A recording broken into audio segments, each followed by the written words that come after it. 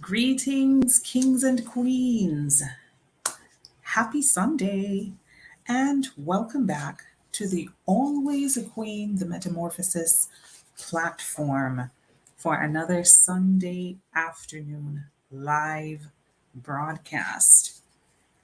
Thank you very much for being here. Those of you who are listening to me and watching me live, whether you are on Facebook, YouTube, or on Twitter.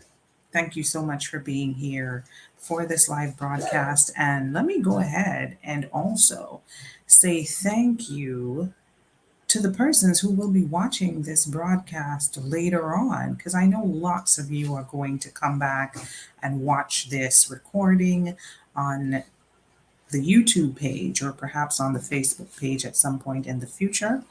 And so thank you too for being here and for clicking on this video. Thank you for supporting the Always a Queen, the Metamorphosis platform, because the platform would not be here if it were not for the followers. So let me take a moment just to express some gratitude for the continued support of the platform. So today I'm going to be talking about nervous breakdowns today. That is the topic that I am going to be tackling this afternoon. The title of this broadcast is What is a Nervous Breakdown? That is what I decided to call it. Because I know that this is a term that people use so much. I hear people using this term, even overusing this term, repeatedly, speaking to the fact that they are having a nervous breakdown or somebody else is having a nervous breakdown. Or I've also heard people say, I'm on the verge of a nervous breakdown. People use the term a lot. It's thrown around quite a bit. But truth be told, most people don't even know what it means really. Like, if you were to ask them, can you define what a nervous breakdown is? The answer for most people would be, well, I don't know. I'm just stressed out. So, this is what we call it, right? So I want to talk a little bit about that today. Greetings, Queen Monique. Thank you very much for joining me today.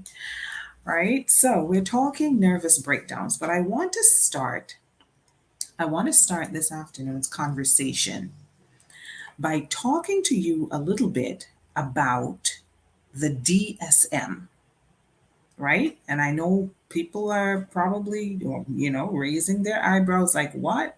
The DS, what? What is that? And so I am going to explain to you exactly what that is. And I want to start off by talking about the DSM, because this is going to connect to what I will share about nervous breakdowns after. Hi, husband. So let's start. The DSM. What is the DSM? The DSM is an abbreviation for the Diagnostic and Statistical Manual of Mental Disorders. I'm gonna say that again. I'm gonna repeat that because I want to make sure you catch it. Okay. The DSM, which is an abbreviation, you will often hear people talking about, oh, I have to consult my DSM, or what does the DSM say about X or Y? The DSM is the Diagnostic and Statistical Manual of Mental Health Disorders, shortened to DSM.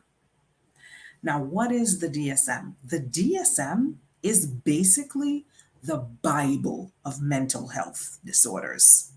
Why do I call it the Bible of mental health disorders? Because for mental health practitioners, it quite literally is our Bible. The DSM contains a listing of all the mental health disorders or psychiatric disorders that exist. Literally, they are all listed in the DSM. Every mental health disorder, what the symptoms are of that mental health disorder, who usually comes down with this specific mental health disorder, at what age does it typically impact people. All of this information is detailed in the DSM. Okay, so that's the Diagnostic and Statistical Manual of Mental Disorders, right? This is the handbook of mental health practitioners worldwide. So it's not just used in the United States or in any specific territories. The DSM is the Bible for mental health practitioners around the world. So this is an international manual. It is not restricted to any specific geographical location. So if you go to Europe, clinicians over there use the DSM. Here in the United States, clinicians here use the DSM. If you go to Africa, they're using the DSM over there.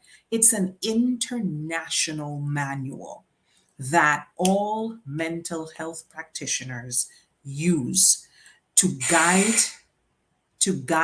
their diagnoses. I'm sorry, what you just heard was somebody buzzing my doorbell. Um, and this is what is used to guide the diagnoses of mental health disorders.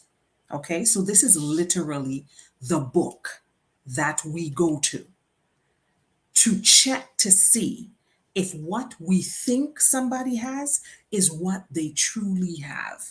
So we look at what we are suspecting. A client sits in front of me, for example. Greetings, Shaneth and Cynthia. Thank you for joining. Now, if a client sits in front of me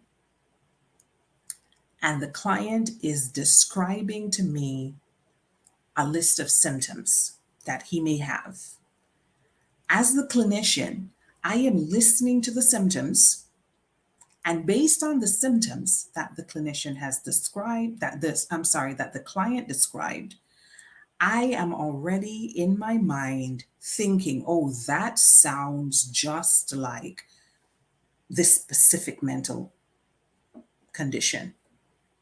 Based on my knowledge and my experience, I already have an idea of what mental health condition this person is dealing with based on the symptoms that they have described for me. But as a clinician, I cannot just depend on my memory or my experience. Although my memory may be very good and my experience is also quite reliable, I still consult my DSM. The DSM is going to tell me, I'm going to go look up the condition that I think the person has, first of all. And when I look it up in the DSM is going to tell me, it's going to give me an exact description of that mental health disorder. It is going to list all the symptoms for me. I will check to see which of those symptoms and how many the person sitting in front of me has. It tells me what the necessary criteria is for diagnosing that specific mental health disorder. The DSM also contains statistics, which tells me who are the people, what are the populations that are most heavily affected by this particular disorder. So I can use that as guidance as well, because the DSM might tell me, for example, this happens most often among persons between the age of 18 to 30, just as an example. And if that person falls between that age category, that means that they're meeting one of the criteria, a very important one, right? The DSM tells me what the typical age is that somebody would normally be diagnosed with a specific mental health disorder. It talks about the risk factors. It talks about prognostic factors. It talks about all of this, anything that I would need to know, essentially, about that specific mental health disorder is contained in the DSM. All right. Now, here is something interesting about the DSM. Greetings, Valerie. So I'm just giving a little brief introduction into the DSM and what it is. For those persons who are just popping on, the DSM is what I like to call the Bible of mental health practitioners. Mental health clinicians like myself, the DSM is our manual, that's our guidebook. It contains a list of every mental health disorder that exists, that has ever been discovered. They're listed there, all the symptoms, and all of the other criteria necessary for the diagnosis of that condition. Okay? Now, um, obviously, over time, new mental health conditions are discovered, right? So, the Diagnostic Statistical Manual of Mental Health Disorders, DSM for short, was first published in 1952. That's when the very first DSM was ever put out. Okay? So, clinicians back then in the 1950s, of course, this, the field of psychology was still, it was still fairly new at the time. New illnesses were being discovered and given names, etc. And in 1952, the very first version of the DSM was published. When that very first version of the DSM was published in 1952, they listed all of the mental health disorders that they were aware of in 1952. Obviously, back in 1952, when the field of psychology was still new, there was a lot that people did not know yet. And so they only listed what they knew about in that first DSM. So that became known as the DSM 1. The DSM 1 that was published in 1952 only contained 102 mental health disorders. Okay? 102 different things that you could diagnose somebody with. It was revised, and later a DSM 2 was printed. So the DSM 1 came out in 1952. Some years later, they revisited it because they had new mental health disorders that they wanted to add. And so there was a DSM 2. The DSM 2 contained 182 disorders. So they jumped from 102 to 182 in the DSM 2. And then some years later, they revised it again and they put out the DSM 3. The DSM 3 contained 265 mental health disorders. Okay? I hope you're following me. I'm going as slowly as I can to make sure that I don't lose you as I share this, right? So the DSM-3 contained 265 mental health disorders. Some years later, it was revised again and they published the DSM-4. The DSM-4 contained 297 mental health disorders in total. Okay, so you see how the DSM has developed over time, starting off with just 102 mental health disorders that were known about back in 1952 to today, where we have close to 300 mental health disorders in the DSM. They recently revised the DSM again. And so there is currently the most current version of the DSM is the DSM 5. And the DSM 5 is different from the DSM 4 in that 70 of the mental health conditions in the DSM 5 were revisited. So they didn't really add anything new to the DSM 5 per se. What they did was they went back and they kind of revisited, they revised, let me use that word, they revised some of the conditions that were listed in the DSM 4, and they made some changes, they made some adjustments, like some symptoms were added and stuff like that, because as they learned more about certain diseases, they were able to go back and kind of revise what they had written before and make it more up to date.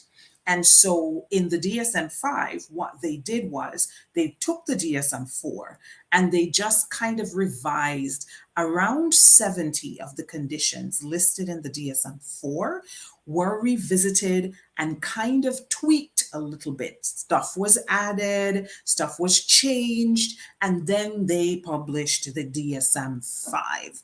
So the current version of the DSM is the fifth version that contains close to 300 mental health disorders that somebody can be diagnosed with. Okay, so that was a mouthful. Now, why am I explaining to you about the DSM? Why was it important for me? Greetings, Sylvia. Thank you for joining. Monique says that's a lot. I think you mean that's a lot of mental health disorders. I'm guessing that's what you mean. Yes, close to 300 different mental health disorders listed in the DSM. So when you walk into a consultation or into a therapy session with a mental health practitioner, there are close to 300 different things that you could potentially be diagnosed with, depending on what your symptoms are. Okay? All right. Now, why was it important for me to talk to you about the DSM? I'm going to tell you why. Because today our topic is, what is a nervous breakdown? What's a nervous breakdown? We talk so much about this. Do we even know what it is? Now, here is a little bomb I'm going to drop on you. The term nervous breakdown is not listed in the DSM. It doesn't exist in the DSM. There is no mental health condition called nervous breakdown. Imagine that. I'm going to give you a moment to let that sink in. There is no official mental health disorder called nervous breakdown. So no mental health clinician anywhere can diagnose you with a nervous breakdown. You will never see that written on any paper anywhere. You cannot come to me and I diagnose you and put on your file, this client was diagnosed with a nervous breakdown. It doesn't exist. It does not. There is nothing called a nervous breakdown in the DSM. The point I'm trying to make is it's not an official mental health diagnosis. There is no mental illness called nervous breakdown. So the question is, where did that come from? Where did this thing come from? When people are talking about somebody is having a nervous breakdown, like, who made that up? Is the question, right? Who made that up? Somebody made that up. Now, I can't answer that question for you. I don't know who made up the name, but I do know that somebody made it up and it certainly took off because it is now, I mean, people use this constantly. It is used colloquially among people just on the street. People constantly talk about having nervous breakdowns. I am having a nervous breakdown. She is having a nervous breakdown. It's not even in the DSM. I cannot diagnose anyone with a nervous breakdown because it's not an official mental health condition. So that begs the question then, if it's not an official mental health condition listed in the DSM that somebody can be diagnosed with, just like I could diagnose someone with clinical depression, that's in the DSM. I could diagnose somebody with anxiety, that's in the DSM. I could diagnose somebody with bipolar disorder, that's in the DSM. I could diagnose somebody with borderline personality disorder, that is also in the DSM. I can't diagnose anybody with nervous breakdown. It's not in the DSM. It is not an official mental health disorder. Somebody somewhere made it up, and the world has started using it. And it is now such a commonly used colloquial term that people have had to start writing about it. And like I'm doing right now, doing broadcasts about it to clarify exactly what it is. So, the term nervous breakdown. Greetings, Janice, and greetings, Kenroy. Good to see you on here today. Thank you for joining. So, we're talking about nervous breakdowns. So, since we have established that this is not an official mental health disorder, that it is not in the DSM, that you cannot be diagnosed with it by a clinician anywhere, then what is it? What is this thing that people came up with and started calling it a nervous breakdown? It's not a medical term. It does not indicate any specific mental illness. Um, but does that mean that it doesn't exist, though? That's the question. Does that mean that it doesn't exist? No, it doesn't mean that it doesn't exist. Okay? So we have come to the conclusion as mental health practitioners, we have come to the conclusion that this so called nervous breakdown that people say they are having, because people often come in to therapy and you ask them what brought them in, and they say, no, because I'm having a nervous breakdown. Now, I know that that is not a specific mental illness. I know that that is not a medical term. I also know it's not in the DSM. And so I have to kind of conceptualize what the person means when they say they're having a nervous breakdown, right? And so, what are people talking about when they are saying that they're having a so called nervous breakdown?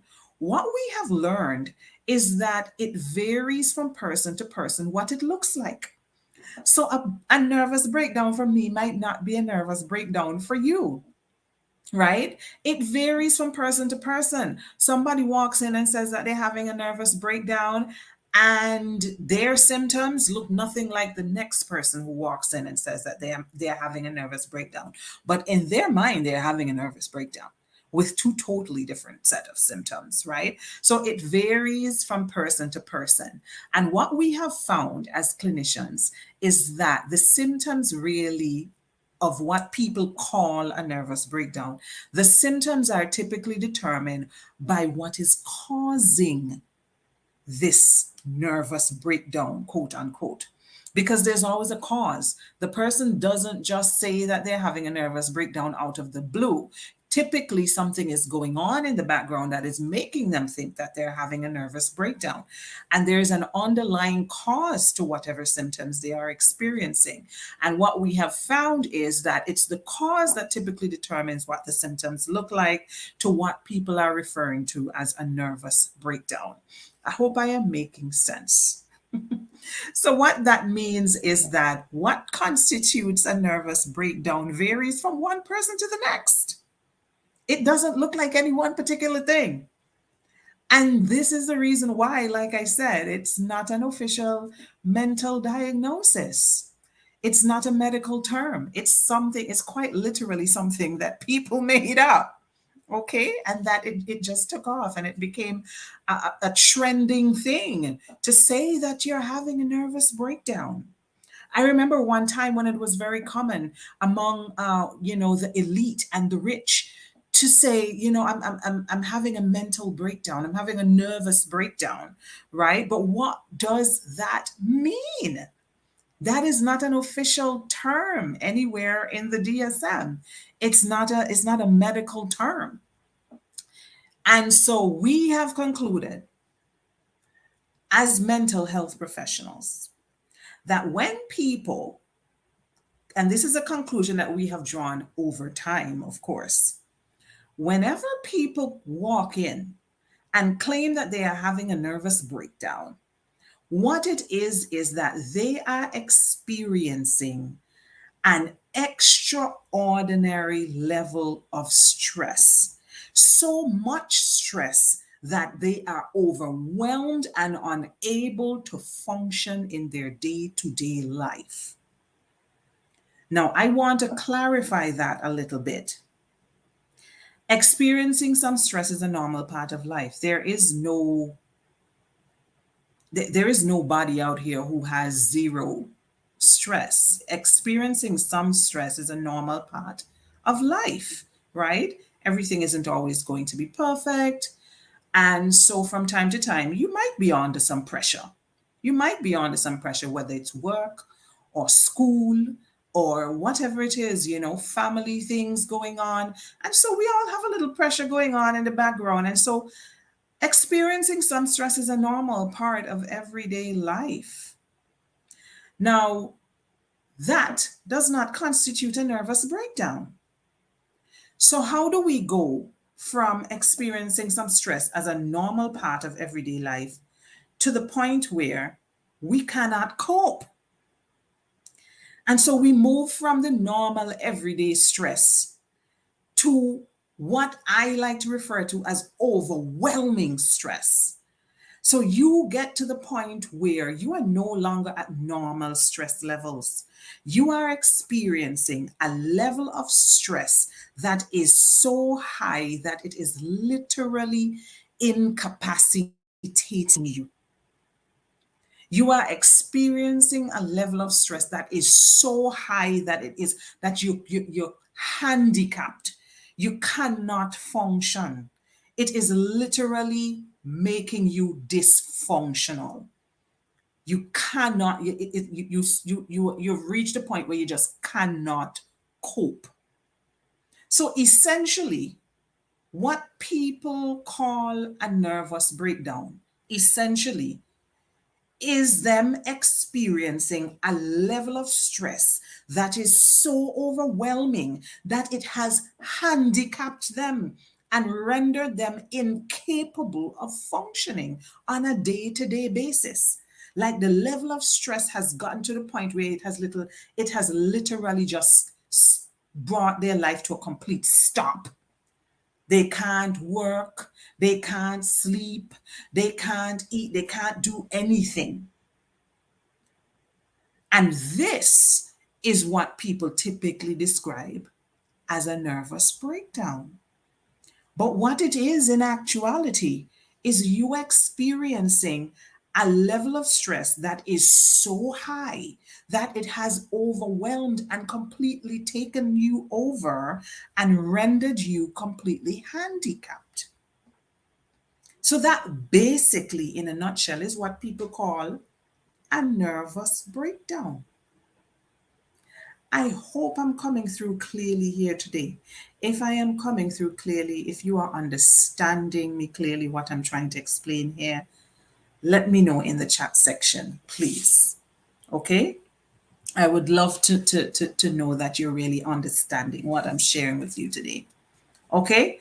So, having established then that what people call a nervous breakdown is really just them being in a state of overwhelming, incapacitating stress, then the next important question to answer would be, well, how do I make sure that I don't ever get to that point?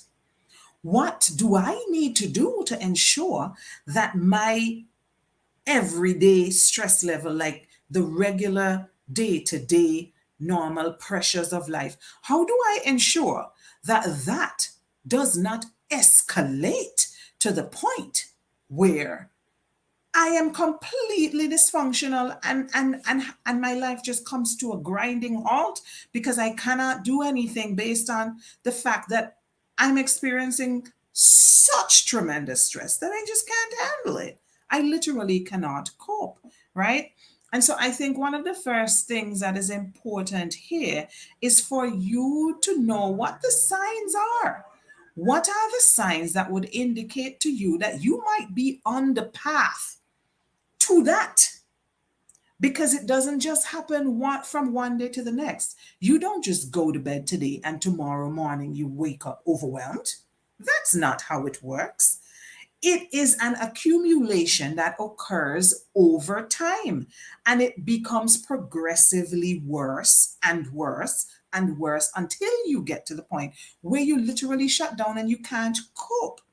And so you need to know what the signs are that you are on the path to that.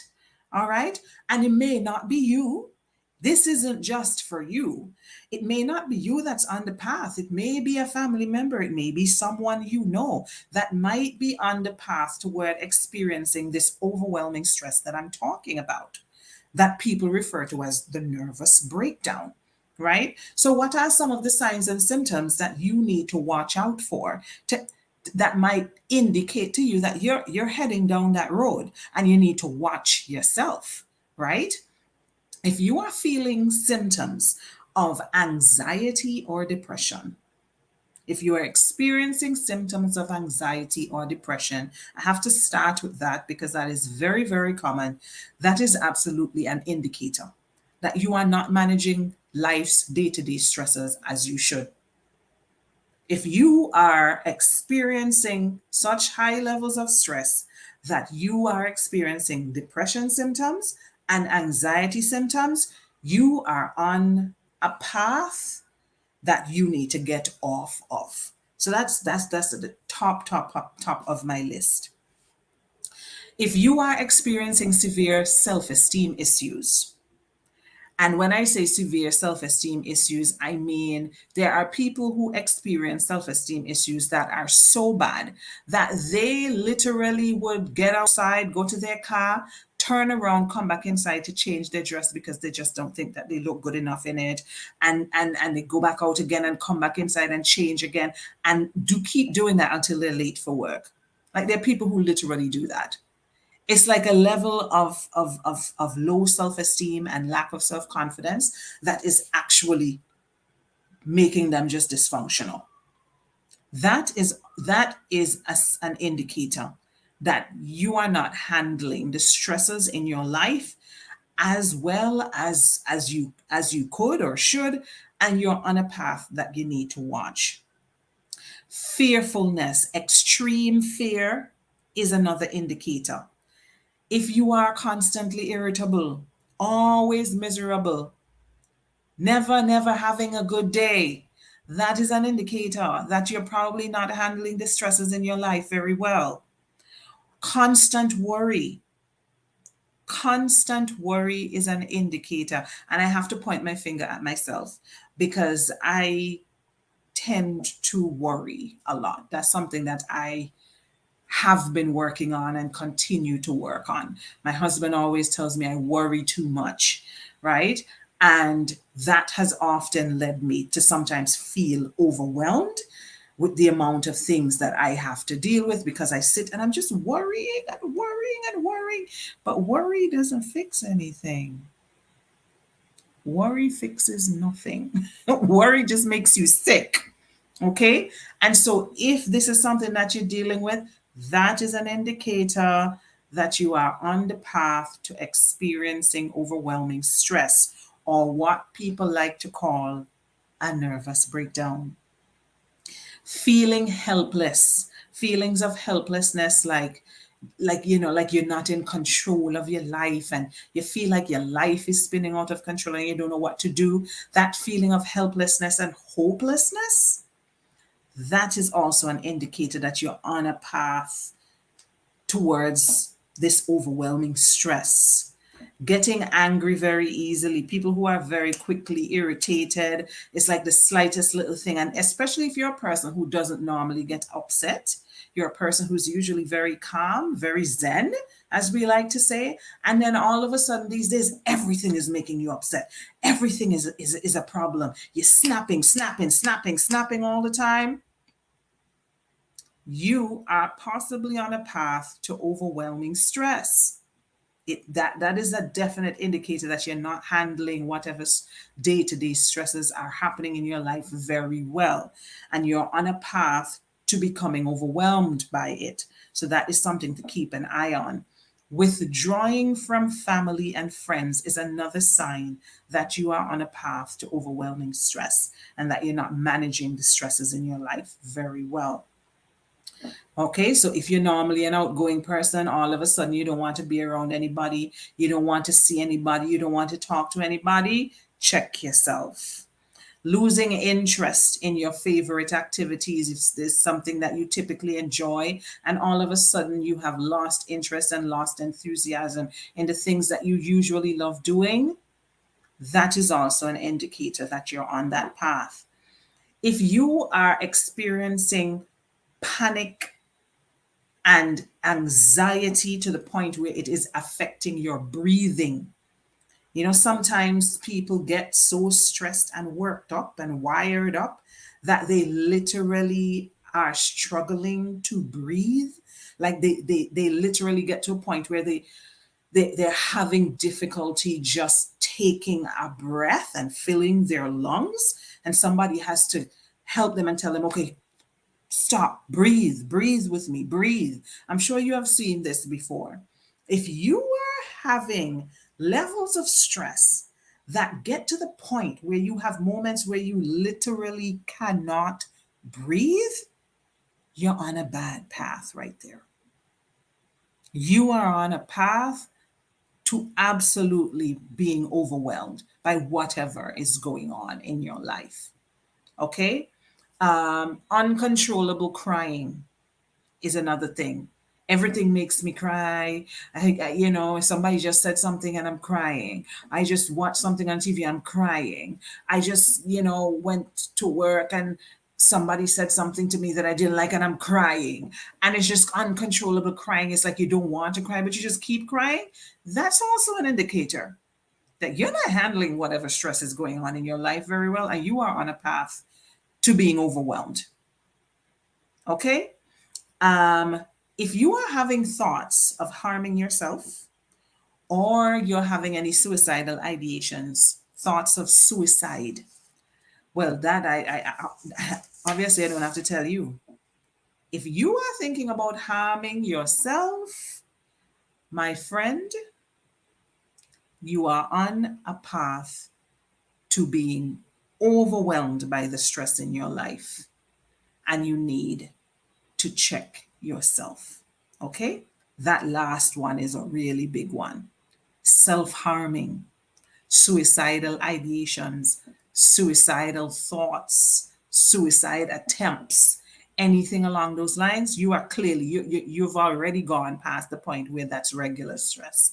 And you are now in that point where it is overwhelming stress. And that is the point at which people start talking about this nervous breakdown, the term that we like to use as nervous breakdown. All right. Monique says, men always say we worried. Men always say we worry too much. I hear you, Monique. But in this particular instance, I think my husband is right, though. I don't know about the other men, but in this particular case, I think my husband is right. I do tend to worry way more than is necessary, um, which often takes me down that same path. And I begin feeling that overwhelmed. And I have to sometimes check myself, So I'm telling you to check yourselves, but sometimes I have to check myself too. Sometimes I have to check myself and I have to say, Therese, I see you're on a path here and I know where this path is heading. You need to check yourself, pull yourself together because we're not going down this path, right? Okay. Now, what if, what if you already went down the path, or you think you already went down the path? You're not so sure. You're a little iffy about it, but you feel like, you know what? I feel like what she's talking about there, I feel like I already went down that path. I think I am already at that place where I am having that overwhelming stress. I think I'm already at the point where I'm having the nervous breakdown. I think it might be too late for me. I already went down the path. So how do I know if I already got to the point where I'm already overwhelmed and I am having a nervous breakdown?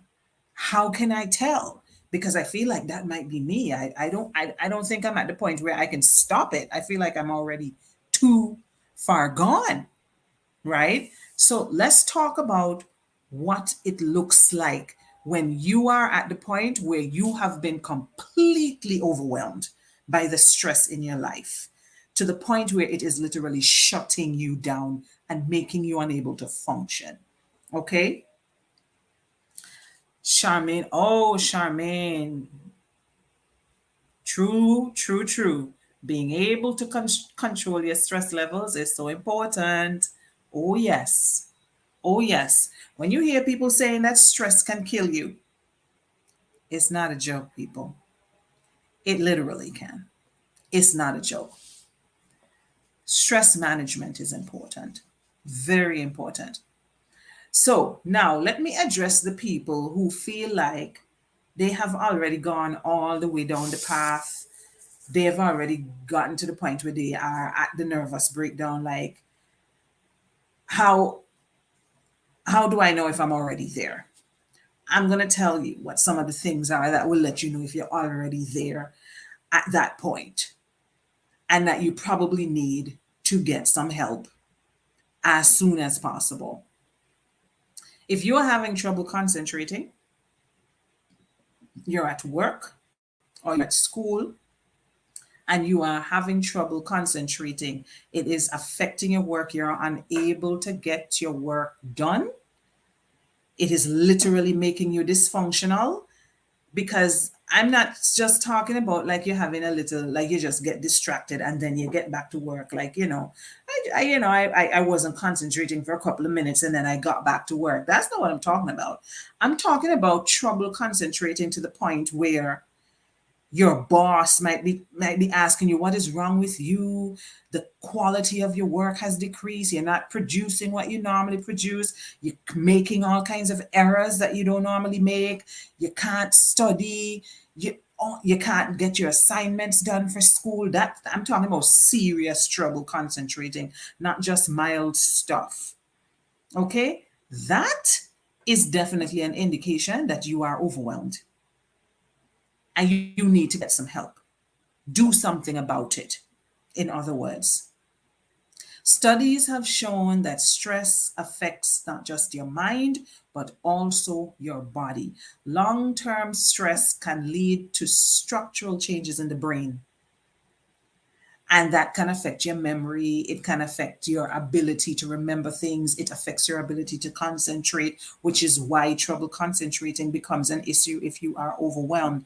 And in extreme cases, your body is secreting a lot of cortisol. Cortisol is a stress hormone that the body makes, and high levels of cortisol in your body can create havoc. Literally, I don't even have time to tell you all the things that can happen when you have excessive levels of cortisol in your system. Okay? And so trouble concentrating is number one. If you are experiencing that, check yourself, my friend. You need to either get some help or get some stress management going right away. Another thing that is an indicator that you are overwhelmed and that you're not handling the stress in your life very well is insomnia or the inability to sleep. If you cannot sleep at night, you, I mean, this goes without saying, because the body cannot function without sleep. A lot of us would like to believe that we can, but we cannot. Sleep deprivation is something very detrimental to the human body. And for some people, excessive stress does cause insomnia. It makes it difficult to fall asleep. And in some cases, it makes it difficult also to stay asleep if you manage to fall asleep. When you don't sleep, your brain, your body cannot recover from whatever stress is going on. So you're actually exacerbating and what is already a bad situation. So things can only go from bad to worse if you're already stressed out and then you cannot sleep. And so insomnia is something you need to, if you are dealing with insomnia, you need to get on top of that right away. A lack of sleep will not only affect your physical health, it will affect your mental performance. And it's basically eventually going to shut your body down. And I should also say that there are some persons who, instead of responding to extreme stress by not sleeping, there are some people who respond in the opposite, and there are some persons who oversleep and they're just doing nothing but sleep, sleep, sleep, sleep, sleep. This is actually one of the symptoms of clinical depression, where you just want to just sleep constantly. You don't want to get out of bed. You don't want to do anything. You don't even want to get up to eat. You just want to sleep all the time. That is also an indicator that you are in a bad place. You're not handling whatever stress is going on in your life very well, and you need to get some help with that. Okay? Then there is extreme fatigue. And I want to talk about this extreme fatigue because I know when people hear the word fatigue, they immediately think it must be physical exhaustion, it must be physical tiredness, right? This extreme fatigue that we're talking about is not just physical. This is mental, emotional, just an all round fatigue. It's like the kind of fatigue where you go to bed and you sleep and you wake up and you still feel tired. It's like a chronic exhaustion that doesn't go away because it's not just physical, it's here. And so you're just constantly tired all the time. And you might be going to your doctor because you figure something is wrong with you. You think, maybe I need vitamins, maybe I need iron, maybe I need this, maybe I need that. Sometimes what it is that you are overwhelmed by stress. It's not that you need more vitamins or more iron. You constantly feeling exhausted and you go to the doctor and you're telling the doctor, no matter how much I sleep, I'm still tired. I can barely get through the day. I'm just so exhausted all the time. I don't know what's wrong with me. You're overwhelmed by stress. That's what's wrong with you. That is you having what people like to call a nervous breakdown. That is you being in a bad place. That path will only lead to something worse. That's the type of extreme fatigue that I am referring to. So it's not just, oh, you had a hard day's work and you're tired. No, this goes beyond that. Changes in appetite is another thing that I would like to mention. That is usually an indicator that you are overwhelmed. Stress can bring about a lot of changes in appetite. For some people, they overeat because that is their way of dealing with the stress. It's like they numb whatever emotions they're experiencing by with food. Of course, that doesn't last. That is a temporary fix. And you also you create other problems for yourself because you're going to go from just having one problem to having several, because you're going to give yourself diabetes and hypertension and obesity and all of the things that come from constantly overeating, right? And so some people do that when they are stressed out. You also have some people who stop eating. They lose their appetite altogether and they don't want to eat. And so you would find that they can go for days without eating or barely eating anything at all for several days because they're just so overwhelmed.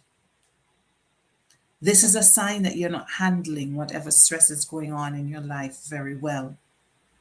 Another thing that I would like to mention is digestive issues. Since we're on the topic of appetite and food, let me bring in this digestive issues. This is a big, big problem with people who are overwhelmed by stress. Every single client I have, every last one without exaggeration, every client I have who is dealing with overwhelming stress and anxiety also has digestive issues. Yep, constant stress and anxiety leads to digestive issues, bloating, cramps, indigestion, heartburn, ulcers, constipation and diarrhea, even irritable bowel syndrome, all of the things that have to do with the digestive tract get disturbed by overwhelming levels of stress. There is a reason why, too. The reason why that happens is because when your body is in a constant state of stress and anxiety, there is a system in your body which is called the sympathetic nervous system that causes your digestive system to sometimes just shut down. So when it's supposed to be on and working and digesting food and doing what it's supposed to be doing, it's not. It's just shutting down because of the levels of anxiety and stress. And so sometimes food just doesn't get digested properly. Sometimes you have building up of acid, all kinds of things going on because of stress. And a lot of people a lot of people are completely unaware of the fact that their stress level is directly linked to the functioning of their physical body. Like there are systems in your body that literally can shut on or off depending on how stressed out you are. And your digestive system is one of them. And so all of the clients I am not exaggerating. I have a number of clients who are in therapy for anxiety and stress, and all of them have digestive issues. They have acid reflux, they have heartburn, they have indigestion, and not mild, like severe, to the point where they have to be on medication for it. Right? So if this is your life, if this sounds like your life, you need to check your stress levels. You need some stress management in your life. Okay? I'm going to mention one more. And this one might sound a little bit frightening to some of you, but I have to throw this one in because this is something that we also see happen to people who are overwhelmed by stress, and that is hallucinations. I'm sure you have heard this word before.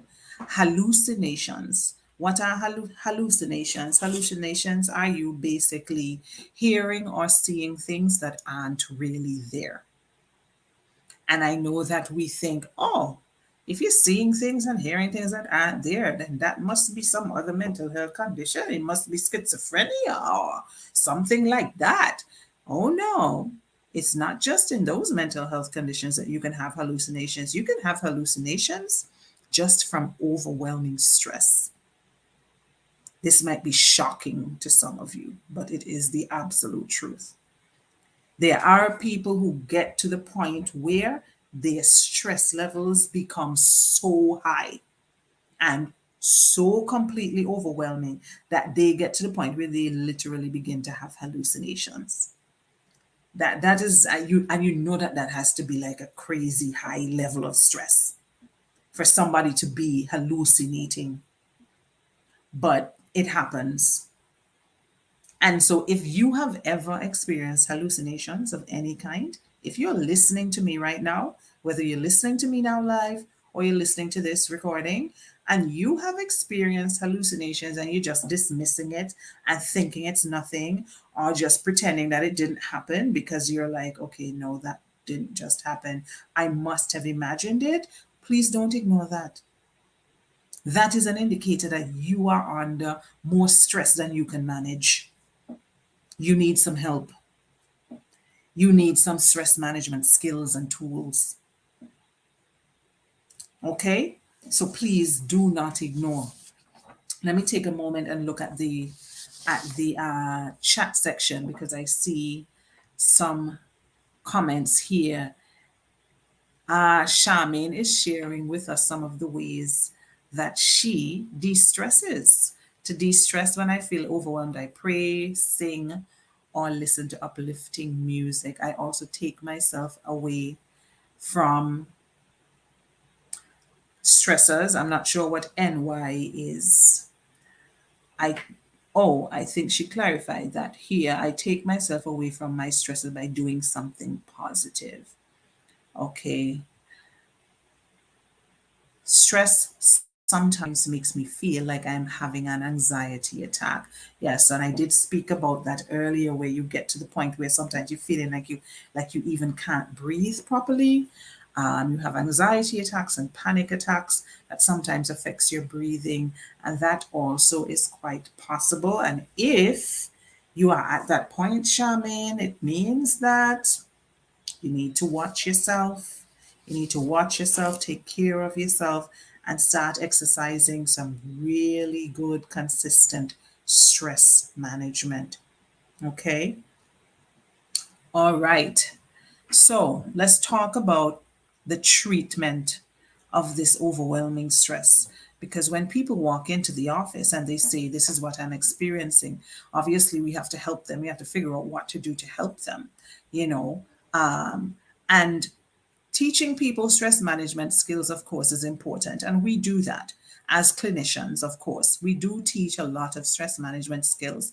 But sometimes people also just need you to give them something that they can do right away to start reducing that stress level, right? And so the very first and most important recommendation that I make is lifestyle changes. You have to start making some lifestyle changes. Okay? For example, reduce the number of daily obligations that you have. Revisit your daily schedule and see how you can adjust it, reduce it, and make it easier for yourself. I also strongly recommend exercise. Add exercise to your routine. That's also very, very important. Exercise helps you to release hormones. Your body literally produces hormones when you exercise that act as a natural stress reliever and a natural antidepressant. The body has that built-in mechanism. Make use of it. But it can only be activated if you go out and do a little exercise, move your body.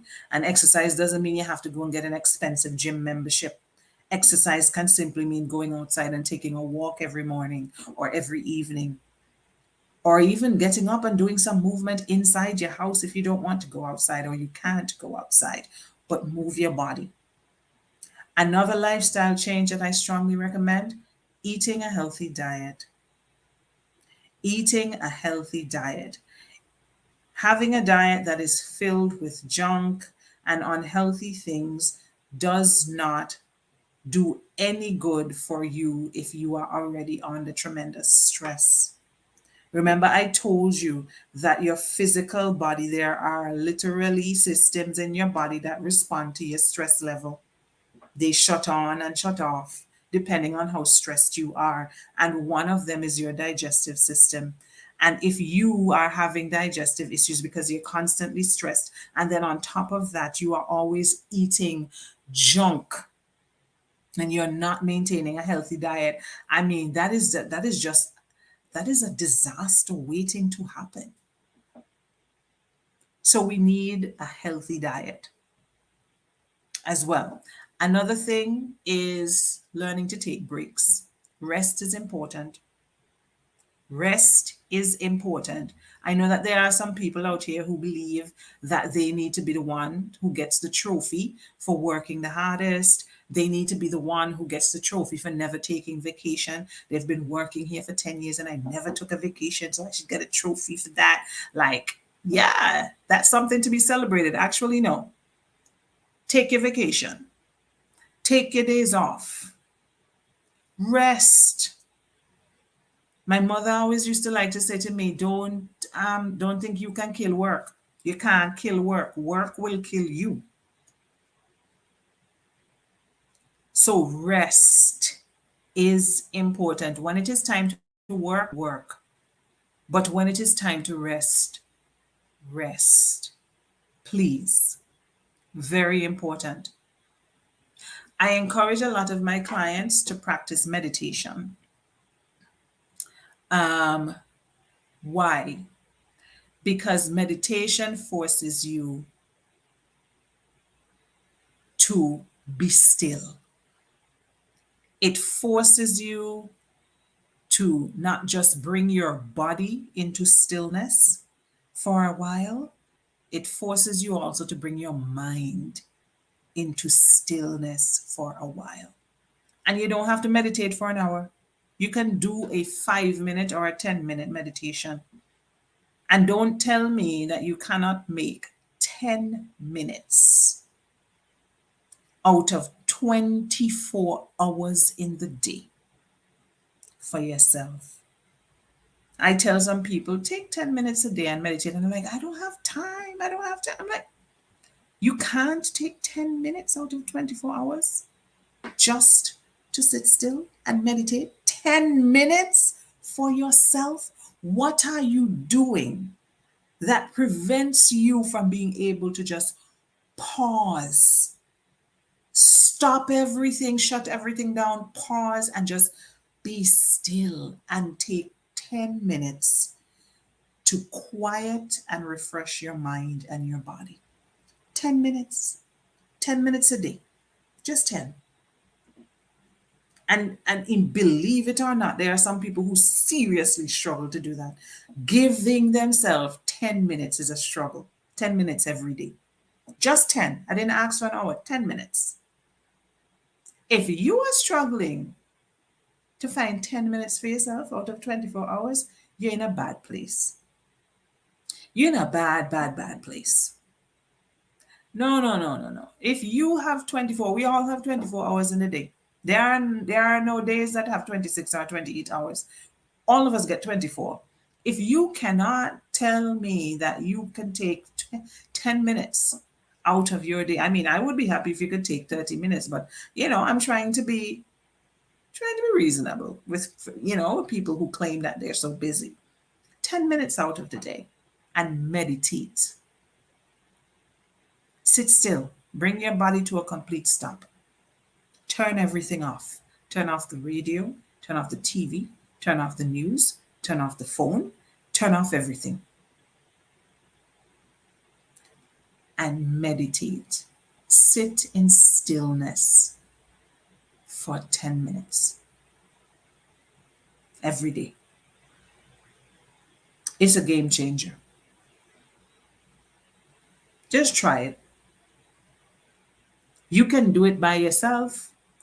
You could use YouTube videos if you want. There are loads, thousands of guided meditations on YouTube. Just go on there and type in guided meditation, and you're going to see them coming up. And you could just click on one. And you could sit, you could put your headphones in if you want to, if you feel like it, you feel more comfortable that way, and you sit, you could do it right at your desk at work. And you listen to your little guided meditation, close your eyes, and you just take 10 minutes for yourself. Meditation is a game changer, I promise you. Just try it. Just try it. Don't knock it till you try it, as they say. All right? So another thing that I would say that is often recommended when people come in to us because they feel like they are overwhelmed by stress and they're having a nervous breakdown. Sometimes it is severe. Sometimes we see clients who are so far gone, so completely overwhelmed and completely unable to function. and sometimes are even beginning to experience symptoms of clinical depression and stuff like that. Like they really far down the road, and sometimes the severity of it requires medication. And so sometimes this is the route that we take with people who come in saying that they have a nervous breakdown, which you now understand to be overwhelming stress, right? And so sometimes medication is the route that we take with nervous breakdowns. But you notice I started with the lifestyle changes first because that is the preference.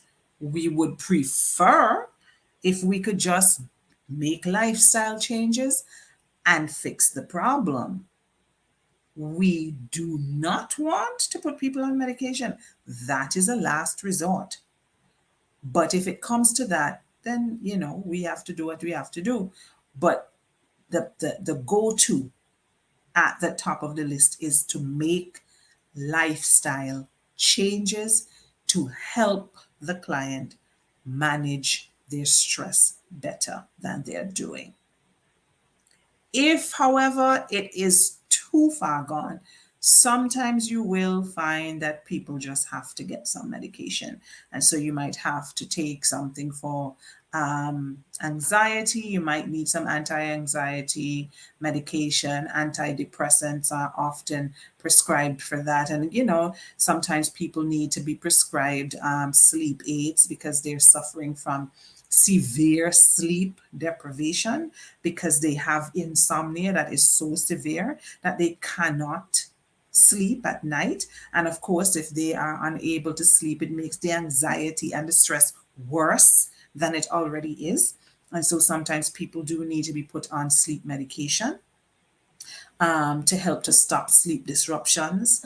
And so, a variety of medications are sometimes used to try to bring the situation under control if it is at a state where it's really, really severe. But that's only if it's a very severe case. Mental health clinicians, we don't like sending people to get medication. I speak for myself and I speak for my colleagues too. We don't like to send anyone to get a prescription. This is a last resort, but it is sometimes necessary, right? And most people don't want to hear that. They don't want to hear you say, I think you need medication. That's the last thing many people want to hear because there is a very real fear that people have of psychotropic medications and the fact that they can be addictive and so on and so forth, right? So that's a last resort, but sometimes it is a necessity, And of course, we always recommend psychotherapy or talk therapy. Have a few therapy sessions with your therapist so that they can help you to work through whatever the stresses are. They can help you to bring some control to whatever the situations are that are overwhelming you, help you to better navigate the situations, give you some skills, give you some tools to help you to show up differently in your relationships and in your various circumstances so that you are better able to manage whatever is going on, right? So, of course, that is always recommended as well that you do get some talk therapy too. Okay, so that is pretty much it for today. That's pretty much it for today. I hope that I have been able to bring some clarity to this whole idea of nervous breakdowns and what exactly that is. Those of you who may have joined me a bit late, you know that this is recorded, and so you can always go back and rewatch it at your convenience. You can rewatch it on the YouTube page, or you can rewatch it on the Facebook page. It will be available in both places, so you can go back. And of course, I always encourage you, if you know somebody who needs to hear this message, please don't keep it to yourself. Share it with your friends, your family, your loved ones who may be able to benefit from these messages as well. Okay. I'm going to highlight one last comment here before I wrap up this live broadcast. Charmaine says having a good listening ear is very important.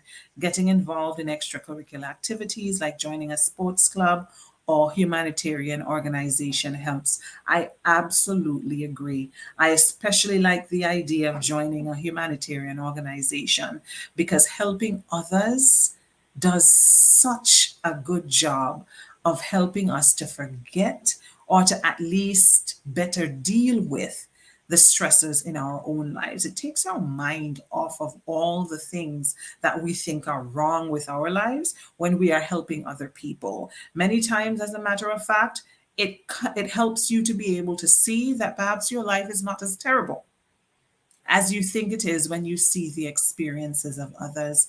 And so helping others, even when you are going through it, is extremely beneficial, so therapeutic. And so I absolutely recommend that. I absolutely thank. So thank you very much for sharing that, Charmaine. Uh, Thank you, Shanna. Thank you very much for being here, and for joining in. I'm so happy that you have benefited from this afternoon's discussion. I hope that is the case for everybody who has been listening to my little talk this afternoon on what we refer to as nervous breakdowns. So I am going to leave it here for today. I will see you again next week, Sunday afternoon, for another live broadcast. But in the meantime, I leave you with love, light, and abundance. And of course, as usual, remember to be a beautiful week. Bye, everyone.